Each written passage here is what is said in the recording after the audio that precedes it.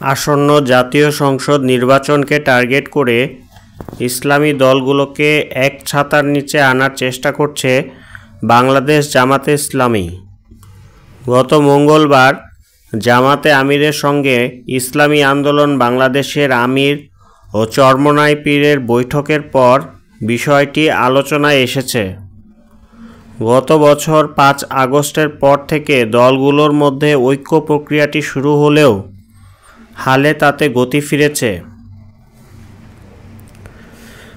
প্রথম ছোটোখাটো মতপার্থক্য ও সিদ্ধান্ত গ্রহণে চিন্তাভাবনায় ধীরগতি থাকলেও জাতীয় সংসদ নির্বাচন নিয়ে জোরে সোরে আলোচনা শুরু হওয়ায় ইসলামী দল ও সংগঠনগুলোর ঐক্য প্রক্রিয়ায় গতি বাড়ছে বলে মনে করছেন ইসলামী দলগুলোর মাঠ পর্যায়ের নেতাকর্মীরা। এ বিষয়ে জামাতে ইসলামী, ইসলামী আন্দোলন ও খেলাফত মজলিসের শীর্ষ নেতারা বলেছেন, তাদের মধ্যে আলাপ আলোচনা বেশ আগে থেকেই অব্যাহত রয়েছে। বেশিরভাগ ইসলামী দল এক কাতারে আসতে আগ্রহীও রয়েছে।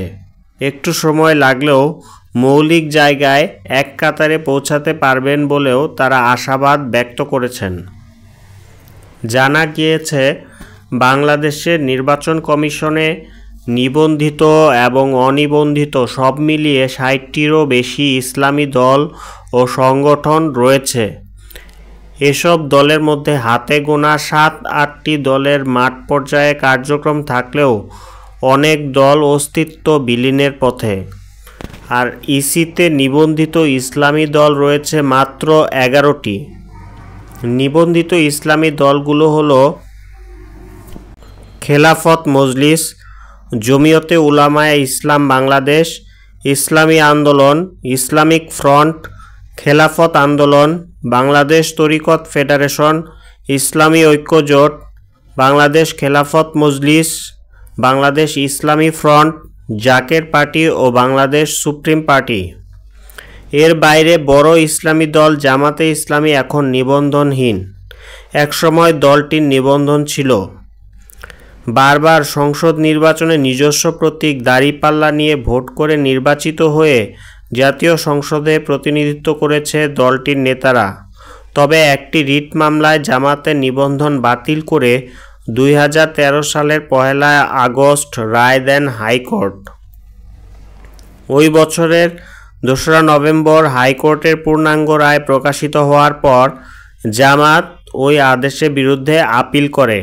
যদিও জামাতের নিবন্ধন বাতিল করে ২০১৮ সালের ৭ই ডিসেম্বর প্রজ্ঞাপন জারি করে নির্বাচন কমিশন। তারপর থেকে দলটির আর নিবন্ধন নেই। আপিল বিভাগে জামাতের নিবন্ধনের বিষয়টি এখনও বিচারাধীন। তারপরও ভোটের ক্ষেত্রে জামাতের পাশাপাশি ইসলামী আন্দোলনের মাঠ পর্যায়ে গুরুত্ব রয়েছে। গত বছর ৫ই আগস্ট ছাত্র জনতার আন্দোলনে পতিত আওয়ামী লীগ সরকারের পতনে ইসলামী দলগুলো নিজেদের মধ্যে ফের ঐক্যের প্রয়োজনীয়তা উপলব্ধি করে। সেই জায়গা থেকে দলগুলোর নেতারা একে অপরের সঙ্গে আলাপ আলোচনা শুরু করেন। বিশেষ করে বড় দুটি ইসলামী দলকে এ ব্যাপারে বেশ তৎপর দেখা গিয়েছে, যার একটি হচ্ছে জামাতে ইসলামী আর অন্যটি চরমোনাই পীরের নেতৃত্বে ইসলামী আন্দোলন বাংলাদেশ। ইসলামী আন্দোলন বিভিন্ন সময়ে বিভিন্ন রাজনৈতিক দলগুলোকে নিয়েও সভা সেমিনার করেছে। মূলত ওই বৈঠকের মূল বিষয় ছিল ইসলামী দলগুলো যেন একে অপরের প্রতি বিদ্বেষমূলক কথাবার্তা বলা থেকে বিরত রাখা এবং নির্বাচন কেন্দ্রিক ঐক্য গড়ে তোলা, যার প্রভাব মাঠ পর্যায়েও পড়ে। দলগুলোর বেশিরভাগ নেতাকর্মীদের মধ্যে আশার সৃষ্টি হয়। তারা মনে করেছিলেন হয়তো দ্রুত সময়ের মধ্যে দলগুলো একটি সিদ্ধান্তে পৌঁছাবেন।